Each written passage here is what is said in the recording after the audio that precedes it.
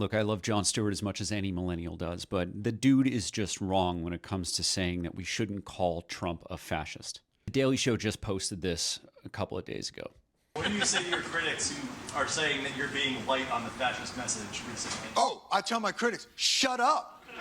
You're a fascist. And look, I get it. He's a comedian and he's doing a bit, but he's a very smart guy and he's a different kind of comedian. Now, maybe if you're too young to remember staying up late for The Daily Show, like you had to watch it on TV, maybe you don't get this. But Jon Stewart played a role in the political awakening of a lot of young people, myself included.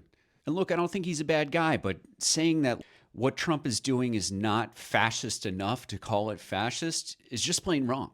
Now, let me get specific here. You don't have to take my word for it. I'm just a guy who, runs an anti-fascist organization.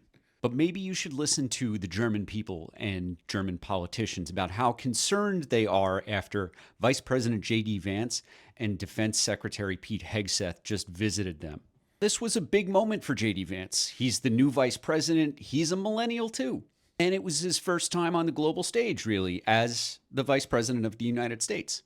And Europe, Germany included, have obviously been really nervous about what's going to happen, not just to Ukraine, but to Europe, now that Donald Trump is in power and he seems to be really friendly with authoritarians like Vladimir Putin. So the Europeans were bracing themselves for the worst at this conference in Munich, but they were frightened and they were rightfully extremely upset that J.D. Vance came there not to talk about security, but to tell the Europeans that they're being too mean to the global far right.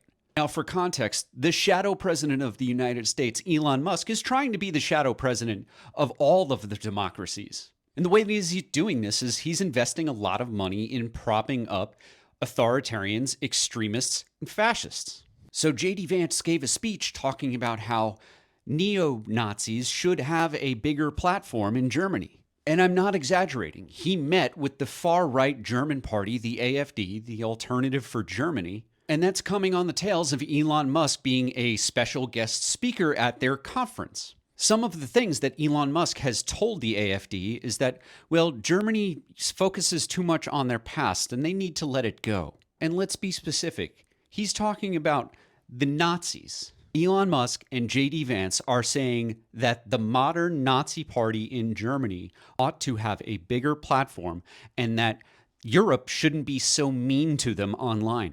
J.D. Vance actually got up on stage in front of our European allies and told them that they are more dangerous for censoring far-right extremists than Putin or Xi, saying that Russia and China don't hold a candle to how dangerous the EU is. We should all, as Americans, be extremely fucking concerned that the response from the German chancellor after J.D. Vance spoke was the following, and I'll read this so it's an exact quote. "Never again fascism, never again racism, never again aggressive war.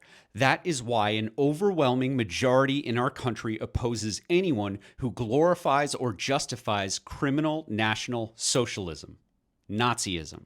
Meanwhile, our Secretary of Defense, Pete Hegseth, the Fox News guy, he's been purging the Pentagon press corps of real journalists, kicking them out of their offices in the Pentagon and replacing them with far-right propagandists from places like OAN and Breitbart and the New York Post. And the Trump White House and Hegseth Department of Defense decided, we're going to give the liberals something. We're going to throw in a journalist from the Huffington Post. You know what? The Huffington Post doesn't have a Pentagon correspondent. So they're getting rid of the New York Times, the NPR. They had office space so that they could work where the stories are. And they replaced them with outlets that don't even have Pentagon correspondents. And you know who Pete Hegseth brought with him to Europe? You ever hear of that guy called Jack Posobiec? This is a guy who got fired from an alt-right, far-right media outlet for plagiarizing a neo-Nazi. You know what kind of piece of shit you gotta be to get fired from a far-right online magazine? If you've ever heard of Jack Posobiec, it's probably because he was one of the main promoters of the Pizzagate conspiracy theory. And that led to a man taking a pew-pew into a pizza parlor looking for children in a basement that didn't exist. So look, I love Jon Stewart, but the dude is wrong. This is fascist as fuck. If the German chancellor is saying this shit's fascist, it's fascist. So look, things are fucked, but we're not giving up.